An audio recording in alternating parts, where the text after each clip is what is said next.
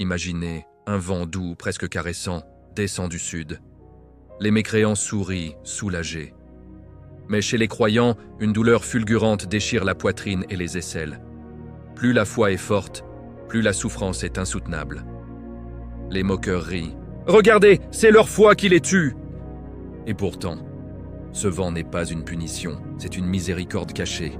Allah rappelle ses serviteurs les plus sincères avant que l'horreur ne commence. Bienvenue sur Histoires islamiques morales. Abonnez-vous maintenant et activez la cloche. Car ce qui arrive ensuite va vous secouer jusqu'à l'âme. Imaginez un monde encore debout. Les marchés bruissent, les enfants jouent, les mosquées résonnent de l'appel à la prière. Mais quelque chose a changé dans l'air. Un vent arrive.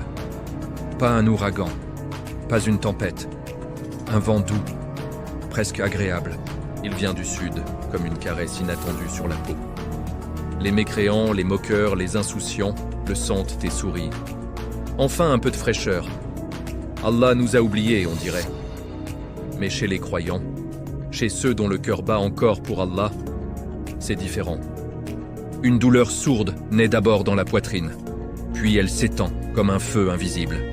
Elle monte jusqu'aux aisselles, elle serre, elle brûle. Certains tombent à genoux en pleine rue, la main sur le cœur. D'autres s'appuient contre un mur, le souffle coupé. Les larmes coulent sans qu'ils comprennent pourquoi. Et plus la foi est profonde, plus la souffrance est violente. Un jeune homme qui passait ses nuits en prière s'effondre près de la mosquée. Il murmure entre deux souffles.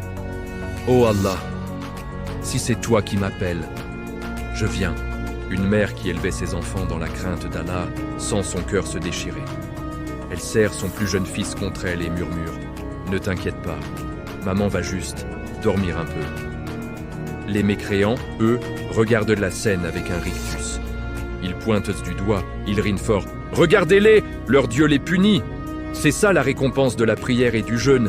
Ils meurent de douleur à cause de leur foi. » Un homme riche, arrogant, crie à la foule. « Vous voyez, Allah les abandonne. Nous, on respire tranquillement. Leur religion n'est qu'un poison. Mais ce qu'ils ignorent, c'est que ce vent n'est pas un châtiment. C'est une extraction. C'est la main invisible d'Allah qui retire ses serviteurs les plus sincères avant que le monde ne sombre dans l'horreur absolue. Le prophète a dit « Un vent viendra du sud. Il sera doux pour les mécréants, mais il causera une douleur terrible aux croyants. Et plus leur foi est forte, plus la douleur sera intense. Ils mourront tous sous l'effet de ce vent. Et c'est ainsi qu'Allah les épargnera du pire. » Imaginez la scène, des milliers, des millions de musulmans tombent en même temps. Pas de sang, pas de blessures visibles, juste des corps qui s'effondrent doucement, comme endormis. Leurs visages sont paisibles.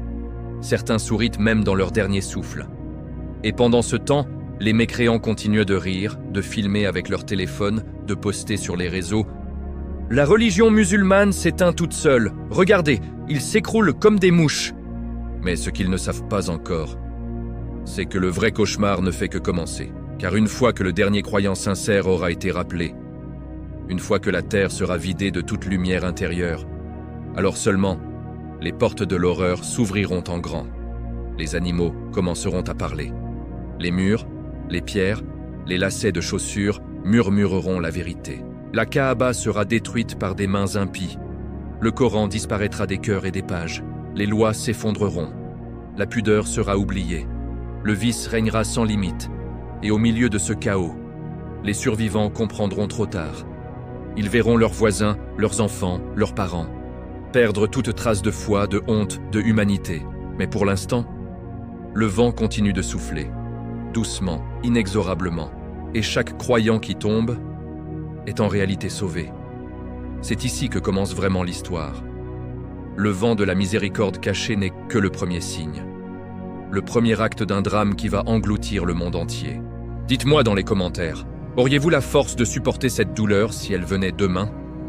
Êtes-vous prêt à être de ceux qu'Allah rappelle en premier?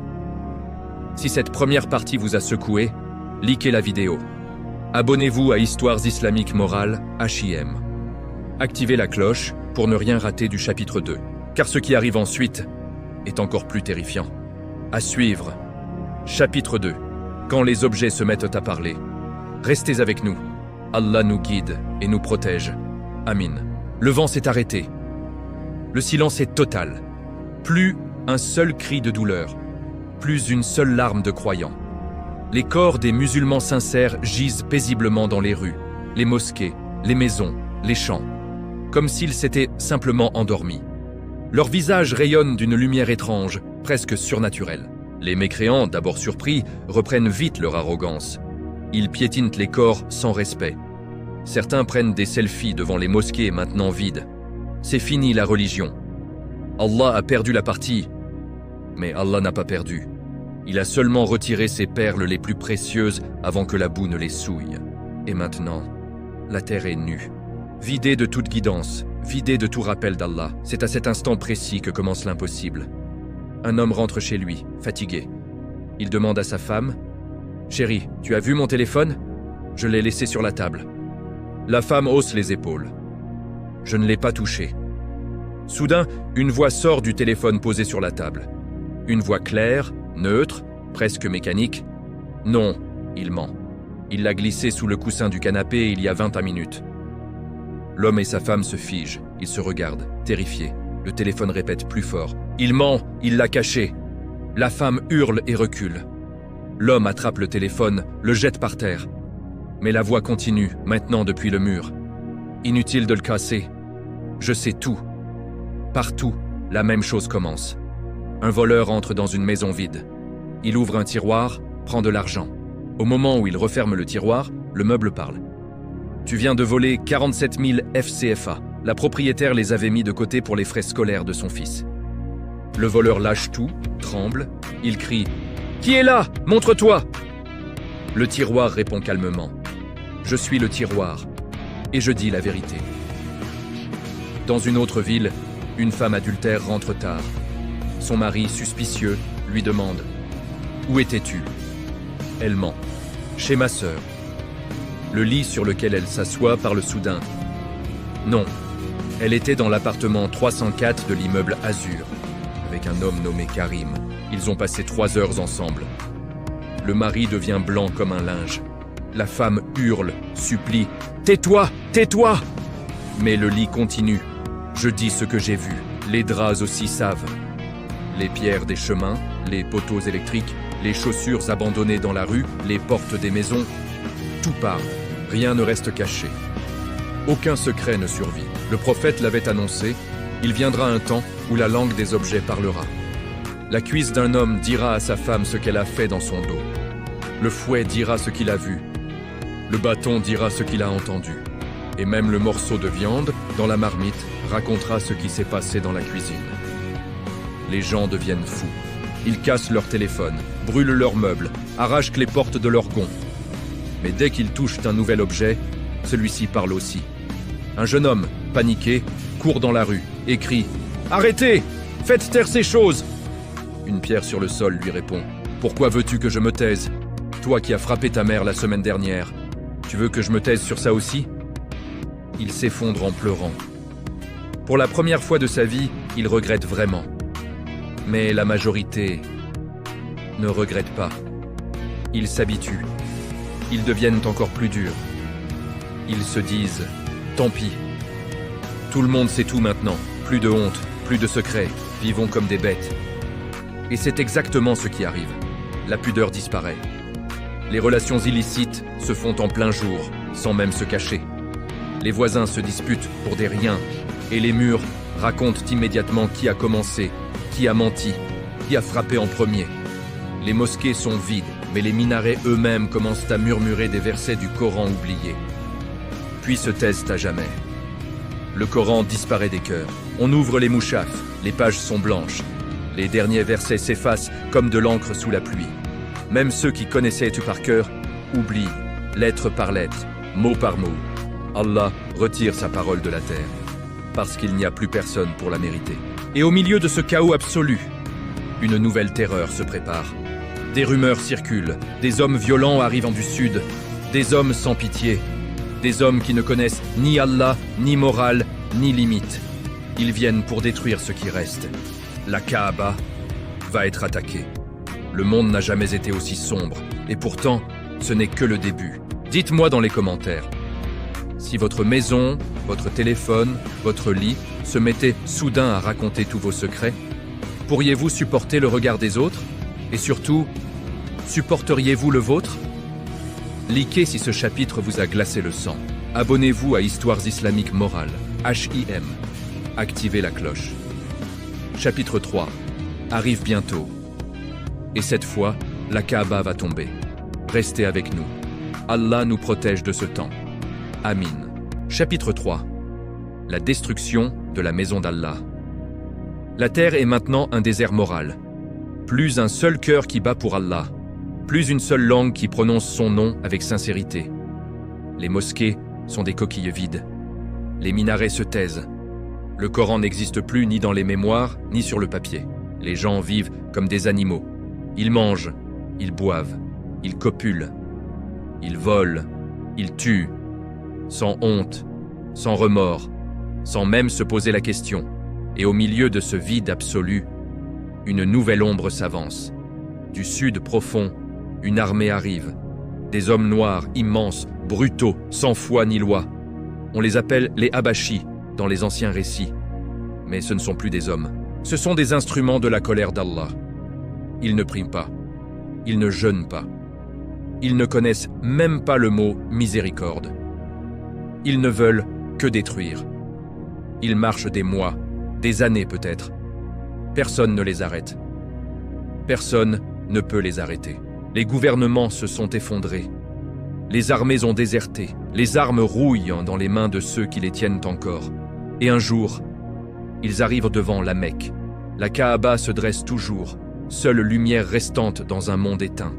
Même vide de pèlerins, même sans tawaf, elle reste là. Noire, majestueuse, drapée de son kiswa usé. Un dernier vestige de la grandeur d'Allah sur terre. Les chefs de cette armée s'arrêtent devant elle. L'un d'eux, un géant au regard vide, lève une masse énorme. Il hurle quelque chose dans une langue gutturale, incompréhensible. Puis, il frappe. Le premier coup résonne comme un tonnerre. La pierre tremble. Le deuxième coup fait voler des éclats. Le troisième ouvre une brèche. Les gens autour regardent, hébétés. Certains filment avec ce qui reste de téléphone. D'autres rient nerveusement. Personne n'ose intervenir. Personne n'en a la force, ni la foi. Coup après coup, la Kaaba s'effrite. Le kiswa est arraché, piétiné, brûlé. Les murs millénaires tombent comme du sable sec. La pierre noire est arrachée, brisée en morceaux. Le Maqam Ibrahim est renversé. Le puits de Zamzam est comblé de débris. Et quand il ne reste plus qu'un tas de gravats, il danse sur les ruines. Il hurle de joie. Il crache sur ce qui fut la maison d'Allah. Le prophète avait prévenu. Des Abyssins aux jambes maigres viendront détruire la Kaaba pierre par pierre. Ils la démoliront comme on démantèle un nid d'oiseaux. Et après cela, il n'y aura plus de Hajj. Plus jamais. C'est fait. Le Hajj est mort. Le dernier lien physique entre la terre et le ciel est rompu. Et comme si la terre elle-même pleurait, le sol tremble légèrement. Pas un séisme violent, juste un soupir profond comme un gémissement. Mais ce n'est pas fini. Car une fois la Kaaba détruite, Allah retire ce qui restait de son rappel. Les derniers mouchafs deviennent définitivement blancs. Les cœurs oublient le moindre verset. Même le nom Allah s'efface des langues. Les gens ne savent plus pourquoi ils pleuraient autrefois. Ils ne savent plus pourquoi ils avaient peur. Ils ne savent plus qu'il existe un créateur. Le prophète a dit « La hour viendra où il ne restera plus sur terre personne qui dise « La ilaha illallah ». Même les noms d'Allah et de son messager seront oubliés. Les gens reviendront à l'adoration des idoles. Puis même cela s'effacera. Ils ne croiront plus en rien, ni en Allah, ni en faux dieux. Ils seront athées purs, vides, animaux. Et c'est exactement ce qui se passe. Les mosquées deviennent des entrepôts. Les minarets des pylônes électriques. Les tapis de prière des chiffons. La pudeur, inconnue. La honte, oubliée. Les naissances diminuent drastiquement. Les gens copulent sans cesse, mais les ventres restent vides. Comme si la terre refusait de porter plus de monstres. Les tyrans règnent sans limite. Ils tuent pour un regard. Ils violent pour un caprice. Ils volent ce qui reste à voler. Et personne ne dit « Allah voit ». Personne. Sauf que Allah voit toujours. et ils préparent la suite. Car même dans ce noir absolu, un signe immense approche. Une nuit, le jour ne se lève pas. La nuit du 10 Dhul-Hijjah, dure, et dure, et dure encore. Les enfants pleurent de faim. Les vaches meuglent dans les champs, affolées. Les coqs chantent à n'importe quelle heure. Les gens hurlent dans les rues. Qu'est-ce qui se passe? Où est le soleil? 3 jours, 4 jours. La nuit ne finit plus. Et puis, lentement. À l'ouest, le soleil se lève. À l'ouest, le monde entier comprend, trop tard. Les signes majeurs ont commencé. Et le premier d'entre eux vient de se produire. Dites-moi dans les commentaires si vous voyez le soleil se lever à l'ouest demain matin. Quelle serait votre première pensée, votre premier mot, votre premier regret? Likez cette vidéo si elle vous a fait frissonner. Abonnez-vous à Histoires Islamiques Morales, HIM. Activez la cloche sans attendre. Chapitre 4 arrive, et cette fois, la bête sort de terre. Restez avec nous. Allah nous garde de voir ces jours, où nous donne la force de les affronter avec foi. Amin. Chapitre 4. La sortie de Dabat al-Ard. Le soleil s'est levé à l'ouest. Le monde entier a vu. Les cris ont duré des heures. Puis le silence est retombé, plus lourd que jamais. Les gens se regardent sans se parler. Ils savent. Au fond d'eux, même sans foi, ils savent que c'est la fin. Et c'est maintenant que sort la créature. Soudain, un tremblement. Pas un séisme ordinaire, un spasme profond, comme si la terre accouchait de quelque chose d'inhumain. À la Mecque, là où se dressait autrefois la Kaaba, le mont Safa se fissure. Une crevasse s'ouvre, noire, profonde. Et de cette faille émerge Dabat al-Ard, la bête de la terre. Elle n'est pas un animal ordinaire. Elle n'est pas un monstre de cauchemar comme dans les films. Elle est impossible. Un mélange terrifiant de 7 créatures à la fois. Son visage est celui d'un humain, mais sans expression, sans âme. Ses pattes à avant ressemblent à celles d'un singe, agile et griffu. Ses pattes arrière, massives comme celles d'un éléphant ou d'un chameau. Son cou est long et puissant comme celui d'un cheval. Sa queue est celle d'un taureau, fouettant l'air. Ses flancs portent des rayures de tigre et de lion. Et ses cornes évoquent celles d'un cerf, mais tordue, menaçante. Elle est énorme. Et pourtant, elle se déplace à une vitesse inimaginable. Plus rapide qu'un avion, plus rapide qu'une balle. Aucun humain ne peut la fuir, aucun véhicule ne peut la distancer. Dans sa patte droite, le bâton de Moïse. Dans sa patte gauche, l'anneau de Salomon. Elle ne rugit pas, elle ne grogne pas, elle parle. D'une voix claire, intelligible par tous, dans toutes les langues. Et ce qu'elle dit glace le sang. Elle court à travers les ruines de la Mecque, puis dans le monde entier. Partout où il reste un être humain. Elle s'arrête devant chaque personne, une à une. Avec le bâton de Moïse, elle touche le front des croyants. Ceux qui, même au dernier moment, ont encore une trace de foi. Au contact du bâton, leur visage s'illumine. Une lumière blanche, pure, jaillit de leur front. Ils deviennent beaux, rayonnants, comme des anges sur terre. Leur peau brille comme la lune pleine. Et sur leur front apparaît clairement, en lettres de lumière, Moumin, croyant. Puis elle passe aux autres, aux mécréants, aux athées purs, aux hypocrites, aux moqueurs. Avec l'anneau de Salomon, elle touche leur front. Et là, c'est l'horreur. Leur visage noircit instantanément. Leur peau devient sombre, repoussante, déformée. Une laideur indescriptible s'empare d'eux. Leurs yeux s'enfoncent, leurs traits se tordent. Et sur leur front apparaît, en lettres noires et fumantes, Kafir, mécréant. En quelques heures, à peine quelques heures, la bête parcourt la terre entière. Personne n'échappe. Aucun bunker, aucune cachette, aucune vitesse. Elle est partout à la fois, et quand elle a fini, le monde est divisé en 2 camps visibles à l'œil nu. D'un côté, ceux dont le visage brille comme la lune. De l'autre, ceux dont le visage est noir comme la nuit la plus sombre. Plus de mensonges possibles. Plus de faux semblants. Plus d'hypocrisie. La vérité est écrite sur les fronts. Et tout le monde le voit. Les uns pleurent de joie, se prosternent, remercient Allah. Les autres hurlent de rage, de peur, de désespoir. Certains tentent de se cacher le visage. D'autres attaquent ceux qui brillent, par jalousie, par haine. Mais rien n'y fait. La séparation est faite, irréversible. Le prophète a dit « Dabat al-Ard sortira et marquera les gens. Les croyants auront le visage illuminé. Les mécréants auront le visage noirci, et ainsi ils seront distingués clairement. » Et juste après cette distinction, le vent doux du sud va revenir. Mais cette fois, il ne sera doux que pour les uns. Pour les autres, il sera le début de l'agonie finale. La bête a parlé, la marque est posée, le tri est fait. Dites-moi dans les commentaires, si demain, sur votre front apparaissait soit Moumine en lumière, soit Kafir en noir, à quoi ressemblerait votre visage selon vous? Et surtout, que feriez-vous pour changer cela aujourd'hui? Likez si ce chapitre vous a donné des frissons. Abonnez-vous à Histoires islamiques morales, HIM. Activez la cloche. Le prochain chapitre va encore plus loin dans l'horreur. Chapitre 5 arrive bientôt. Le vent revient. Et cette fois, il emporte les illuminés dans la douleur. Restez avec nous. Allah nous fasse mourir avec la foi intacte. Amin. Chapitre 5. Le retour du vent et l'agonie des croyants. La bête a fini son œuvre. Les fronts sont marqués. Lumière pour les uns, ténèbres pour les autres. Le monde est maintenant divisé comme jamais auparavant. D'un côté, des visages rayonnants, presque translucides, qui semblent déjà appartenir à un autre monde. De l'autre, des faces noircies, tordues par la haine et la peur, qui puent déjà la damnation. Et puis, le vent revient, il arrive du sud, exactement comme la première fois. Mais cette fois, il n'est plus une caresse. Il est une lame invisible. Il est une extraction douloureuse.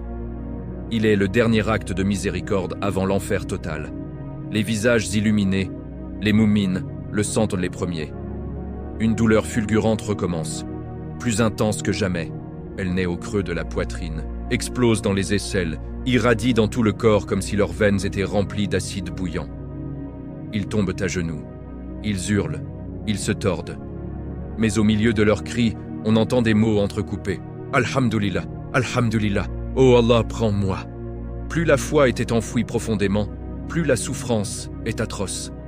Ceux qui avaient regardé une étincelle, une prière secrète, un regret sincère, ceux-là souffrent le plus, parce qu'Allah les aime le plus, parce qu'il refuse de les laisser dans cette fange une seconde de plus. Une jeune femme, front lumineux, s'effondre dans une rue déserte. Elle serre contre elle un petit Coran blanc. Elle murmure « Je suis prête, ne me laisse pas ici ». Et le vent l'enveloppe. Son corps se raidit une dernière fois, puis s'apaise. Son visage reste éclairé, même dans la mort. Elle est partie, sauvée. Un vieil homme, marqué mumine sur le front, est assis contre un mur effondré. Il sourit à travers la douleur. Il dit à personne « Je savais que tu viendrais me chercher ». Et il s'éteint doucement, comme une bougie qu'on souffle avec tendresse. Les mécréants regardent. Ils rient d'abord. Regardez, leur Dieu les torture encore. Mais bientôt, le rire s'étrangle. Ils voient les corps illuminés tomber un à un. Ils voient la paix sur leur visage. Ils voient que même dans la souffrance, ces gens partent, libérés. Et eux restent. Le vent continue. Il balaie la terre. Il emporte tous ceux dont le front brille. En quelques heures, il ne reste plus un seul moumine vivant. Plus un seul visage lumineux. La terre est maintenant entièrement noire. Noire de visage, noire d'âme, noire d'espoir. Le prophète avait dit « Ce vent emportera tous les croyants. Ils mourront dans la douleur, mais ils seront épargnés du pire châtiment. » Et c'est ce qui arrive. Les survivants, tous kafirs marqués, commencent à comprendre. Ils errent comme des zombies. Ils pilent en ce qui reste. Ils s'entretuent pour un morceau de pain. Ils copulent en public, sans joie, sans amour. Ils hurlent des insanités au ciel, mais le ciel ne répond plus. Et pourtant, Allah n'a pas fini. Car après ce vent, après cette extraction finale, un nouveau signe descend. Du sud, encore. Mais cette fois, ce n'est pas un vent doux. C'est un feu. Un immense brasier s'élève à l'horizon. Il avance, lentement, inexorablement. Il pousse les gens devant lui, comme un berger infernal pousse son troupeau. Les gens courent. Ils courent des heures, du lever au midi. Le feu les talonne, ils s'épuisent. Ils tombent. Le feu s'arrête, leur laisse un répit, puis reprend, jusqu'au soir, puis s'arrête encore. Et ainsi de suite, jour après jour. Le feu les pousse, les pousse, les pousse, vers un seul endroit, la Syrie. Parce que, dans ce monde effondré, la Syrie est devenue le dernier coin où l'on peut encore respirer, sans hurler de terreur immédiate. Le dernier refuge relatif, et le feu les y conduit tous. Quand ils arrivent enfin, épuisés, brûlés, hagards, le feu disparaît, comme s'il avait accompli sa mission, mais ce n'est pas la fin. C'est seulement le dernier signe avant le plus grand de tous. Le troupeau est rassemblé, la terre est prête, le feu s'est éteint. Mais le souffle final approche. Dites-moi dans les commentaires, si un feu vous poursuivait sans relâche, vous forçant à courir jusqu'à l'épuisement total. Où aimeriez-vous que ce feu vous pousse? Et surtout, seriez-vous parmi ceux qu'Allah aurait déjà rappelés avant? Likez si ce chapitre vous a coupé le souffle. Abonnez-vous à Histoires islamiques, morales, HIM. Activez la cloche. Le prochain signe est le plus terrifiant de tous. Chapitre 6. Arrive. Le souffle d'Israfil. Restez avec nous. Allah nous préserve de ces jours, ou nous accorde une belle fin. Amin. Chapitre 6. Le premier souffle. La Syrie est devenue le dernier campement de l'humanité. Des millions d'êtres humains s'y entassent, épuisés, brûlés par le feu qui les a poursuivis, marqués kafirs sur le front. Ils se regardent avec des yeux vides. Plus de nation, plus de famille, plus d'espoir. Juste une attente muette. Et puis, un vendredi, le 10 Muharram. La nuit est déjà là depuis longtemps, mais cette fois, elle ne finit pas. Le soleil ne se lève pas. Les étoiles s'éteignent une à une. Le ciel devient noir comme de l'encre renversée. Soudain, un son. Pas un bruit. Pas un cri. Un souffle. Le premier souffle dans le corps de Israfil. Il n'est pas fort au début. Il est profond.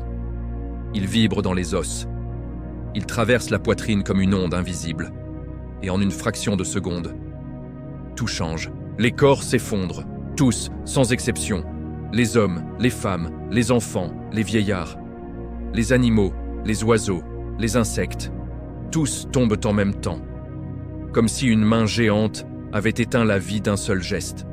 Le prophète a dit « Le jour où Israfil soufflera dans le corps, tout ce qui est dans les cieux et sur la terre s'évanouira, sauf ceux qu'Allah voudra. Puis un second souffle sera donné, et ils se relèveront, regardant. Mais pour l'instant, c'est le premier. Le ciel se déchire. Les montagnes s'effritent comme du sable fin. Les étoiles tombent comme des figues mûres d'un arbre secoué. La mer se met à bouillir, puis s'évapore. Les océans deviennent des déserts de sel craquelé. Les continents se plient, se froissent, se fondent les uns dans les autres. Et au milieu de ce cataclysme, un silence total. Pas un battement d'ailes, pas un souffle humain, pas un cri d'animal. La terre est morte. Seul reste vivant, pour un temps, les grands anges porteurs du trône. Jibril, Mikaïl, Israfil, Azraïl et Iblis. Oui, même le diable respire encore. Allah ordonne à Azraïl, ô ange de la mort, prends les âmes de tous les anges que j'ai créés pour t'assister, et prends aussi l'âme d'Iblis. Mais inflige-lui 4 fois plus de douleur que tu n'en as infligé à tous les êtres depuis la création du monde. Azraïl se transforme. Son apparence devient une forme de feu pur, terrifiante. Il appelle des légions d'anges de la mort. 70 000 chaînes de feu sortent de l'enfer. Ils partent à la chasse d'Iblis. Le diable court. Il court d'un bout à l'autre de la terre morte. Il hurle « Je suis maudit à cause d'Adam. À cause de lui, je suis ici. » Mais il n'y a nulle part où fuir. Azraïl le rattrape enfin près de la dépouille d'Adam.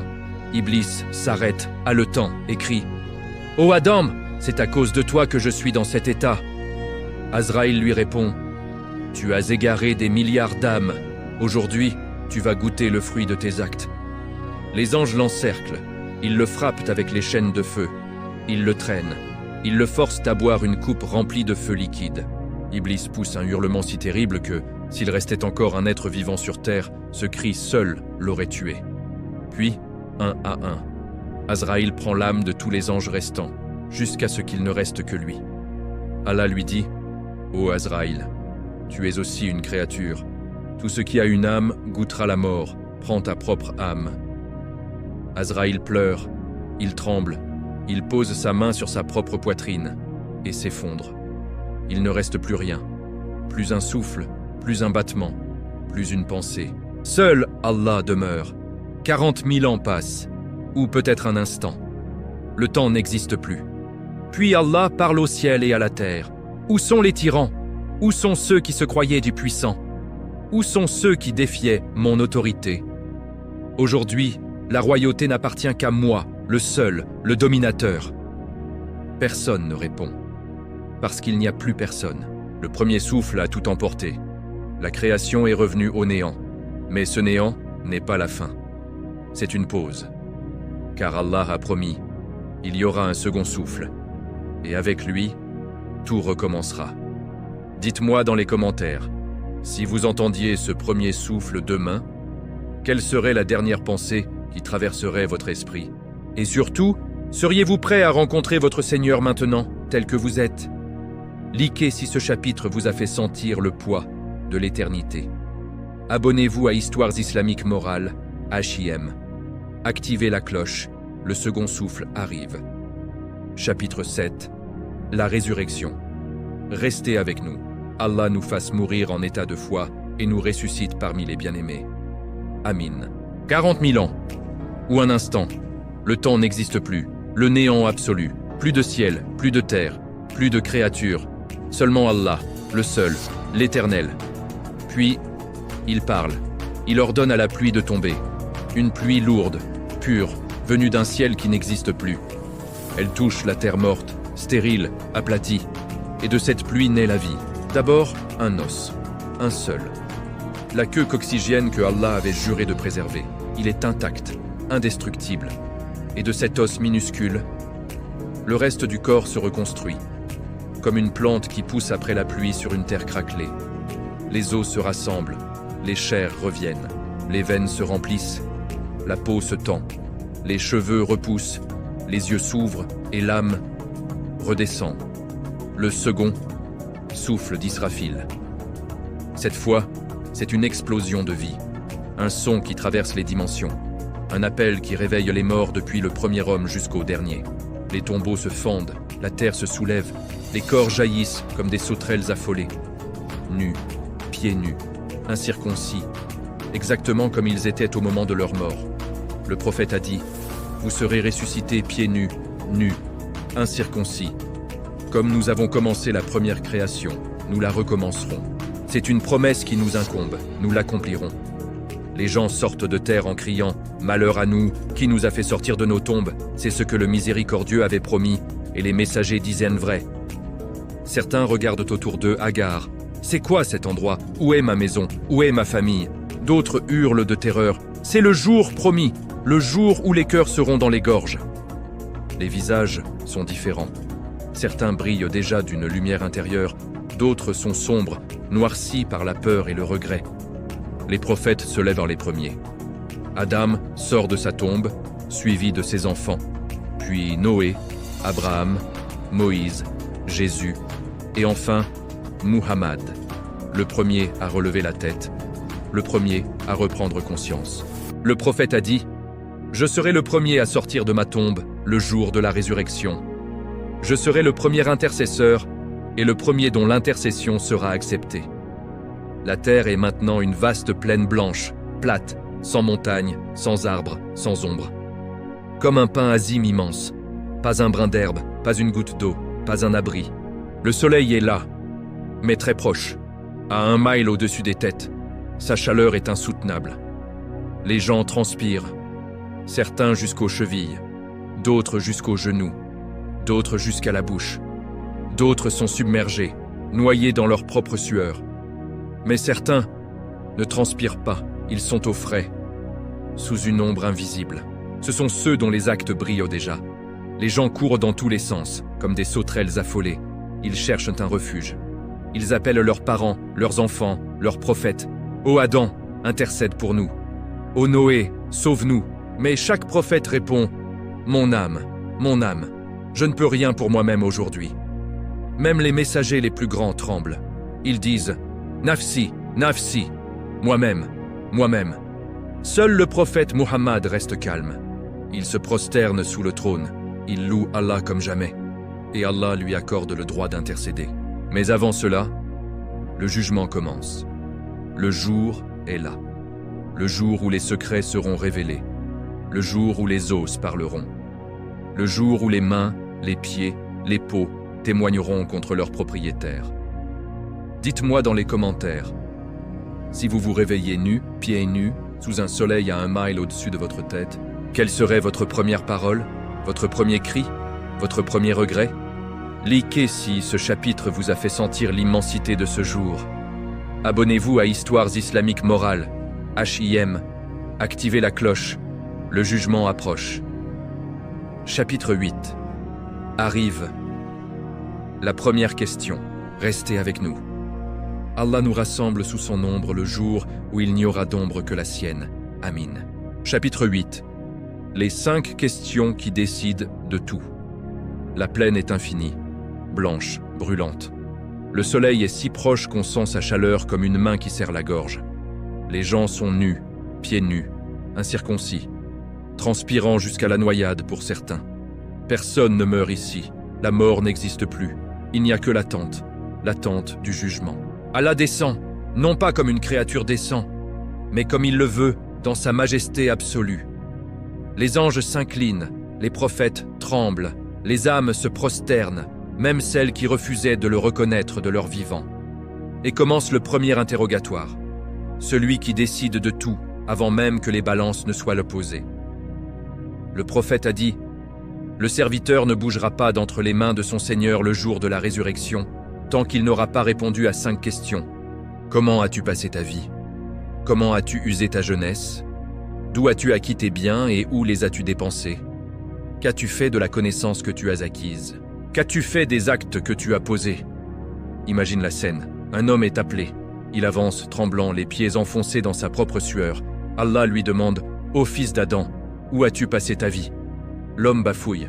« J'ai travaillé, j'ai élevé mes enfants, j'ai vécu normalement. » Et Allah répond « Tu as passé 40 ans à regarder des écrans interdits. Tu as passé tes nuits à rire de mes signes. Tu as gaspillé tes jours en disputes inutiles. Et tu oses dire « normalement » L'homme baisse la tête.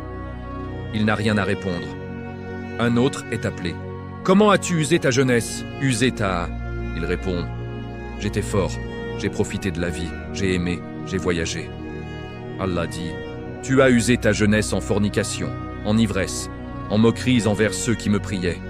Ta force, tu l'as mise au service de tes désirs, pas au service de mon obéissance. » Le jeune homme s'effondre en sanglots. Trop tard. Une femme avance. « D'où as-tu acquis tes biens et où les as-tu dépensés ?» Elle dit. « J'ai travaillé dur, j'ai économisé, j'ai donné à mes enfants. » Allah répond. « Une partie venait de l'usure, une partie de pots de vin, une partie de tromperie dans le commerce. Et quand tu as donné, c'était pour être vu des gens, pas pour ma face. » Elle se cache le visage avec ses mains. Mais ici, il n'y a pas de cachette. Un savant est appelé. « Qu'as-tu fait de la connaissance que tu as acquise ?» Il bombe le torse. « J'ai enseigné. J'ai écrit des livres. J'ai donné des conférences. » Allah dit, « Tu as enseigné pour être applaudi. Tu as écrit pour être cité. Tu as prêché la piété, mais tu vivais dans l'hypocrisie. Ta connaissance t'a alourdi, elle ne t'a pas élevé. » Le savant tombe à genoux, muet. Et enfin, la dernière question pour chacun. « Qu'as-tu fait des actes que tu as posés ?» Certains répondent avec fierté. « J'ai prié, j'ai jeûné, j'ai donné l'aumône. » Allah dit « Montre-moi. » Et là, les actes apparaissent. Les prières sans concentration. Les jeûnes brisés en secret. Les aumônes données avec ostentation. Tout est visible. Tout est pesé. Mais pour d'autres, ceux qui ont commis des péchés énormes, Allah couvre certains actes. Il dit « J'ai caché tes fautes en ce monde, aujourd'hui je les cache aussi, personne ne les verra. Entre toi et moi, elles sont pardonnées. » Et ces personnes pleurent de gratitude, parce qu'ils ont pardonné aux autres en ce monde. Ils ont effacé les fautes d'autrui. Allah efface les leurs. Le prophète a dit « Celui qui pardonne à son frère en ce monde, Allah lui pardonnera le jour de la résurrection. » Mais pour la majorité, les comptes sont ouverts, les balances sont installées, et les actes, même le plus petit, sont pesés.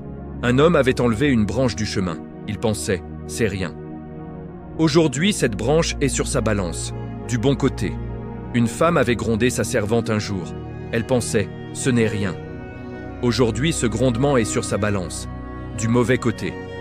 Les 5 questions ont été posées. Les réponses ont été données. Les mensonges sont impossibles. Les excuses tombent à plat. Et maintenant, les balances vont parler.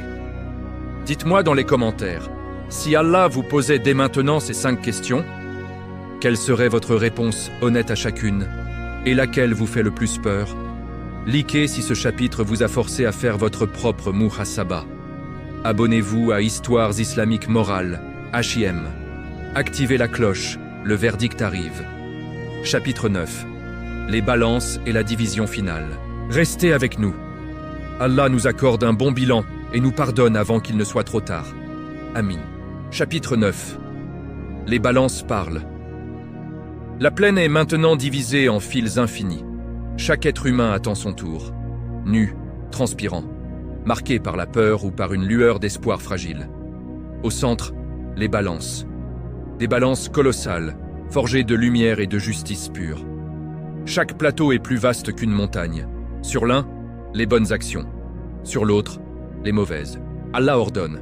Apportez les registres, pesez les actes avec équité. Nous ne lésons personne, même du poids d'un atome. Les anges apportent les livres. Chaque personne reçoit le sien. Certains le prennent de la main droite. Ils sourient déjà, même si leurs lèvres tremblent. D'autres le reçoivent de la main gauche, ou pire, dans le dos. Ils hurlent avant d'ouvrir la page et commencent la pesée. Un homme avance, son livre s'ouvre de lui-même. Les bonnes actions apparaissent. Prière, aumône, sourire à un orphelin, une branche enlevée du chemin. Mais les mauvaises sont plus lourdes, mensonges répétés, regards interdits, négligence de la prière. Paroles blessantes à ses parents. La balance penche, violemment vers le mal.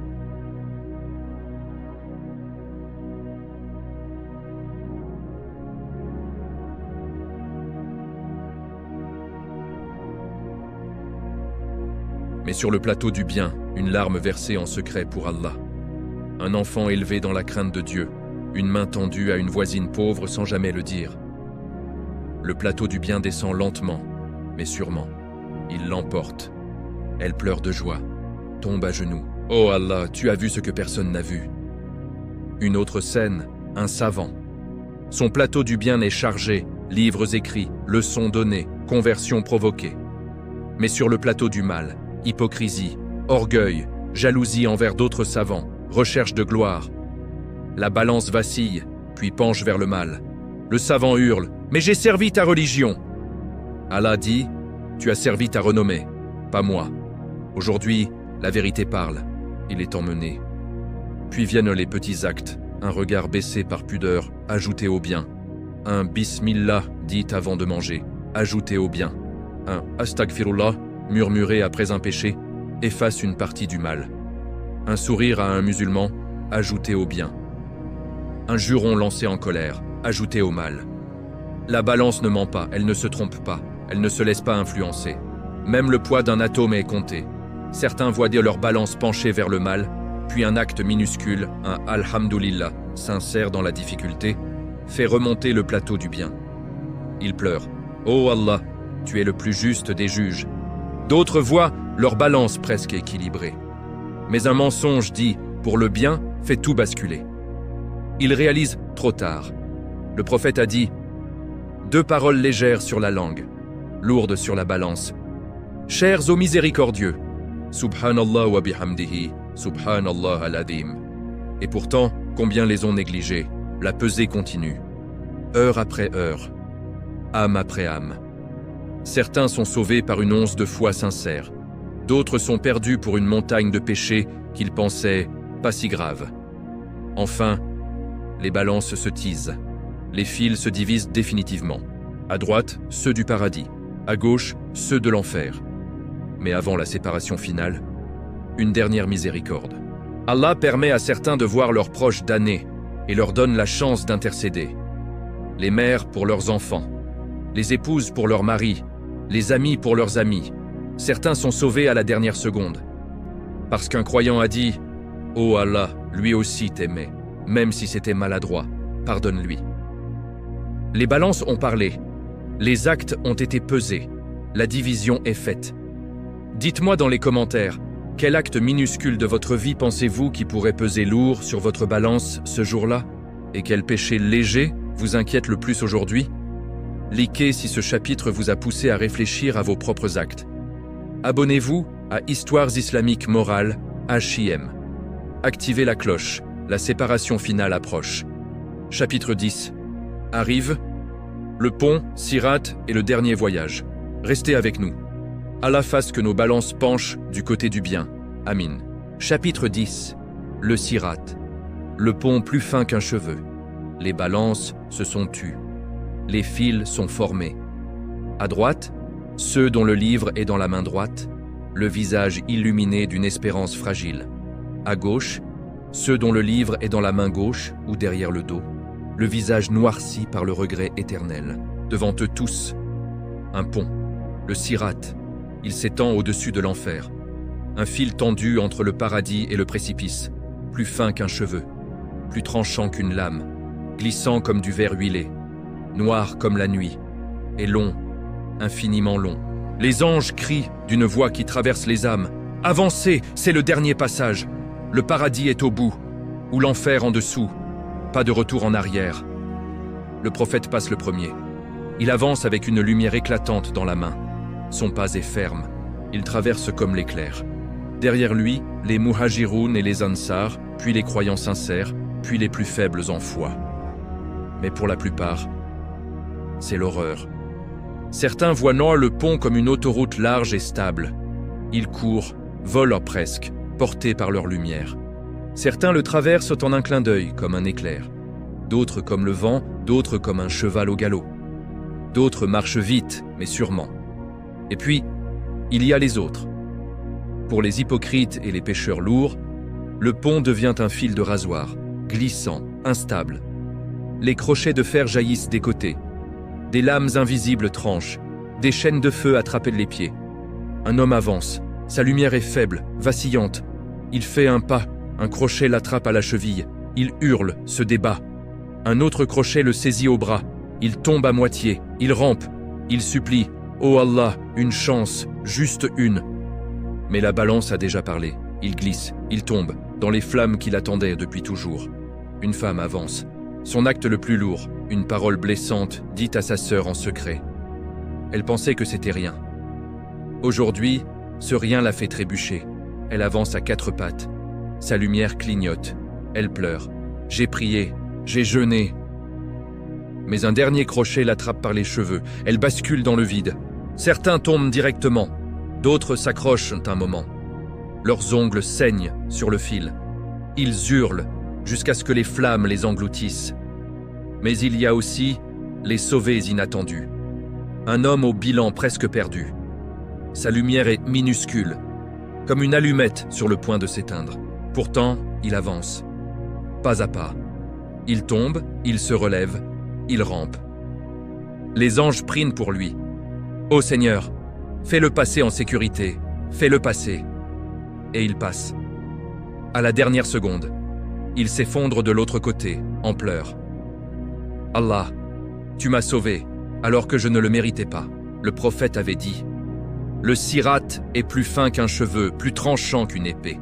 Certains le traverseront comme l'éclair, d'autres comme le vent, d'autres en rampant. Certains seront accrochés et sauvés, d'autres tomberont dans le feu. Et quand le dernier croyant passe, quand le dernier crochet a attrapé sa proie, le pont disparaît. Les sauvés regardent en arrière.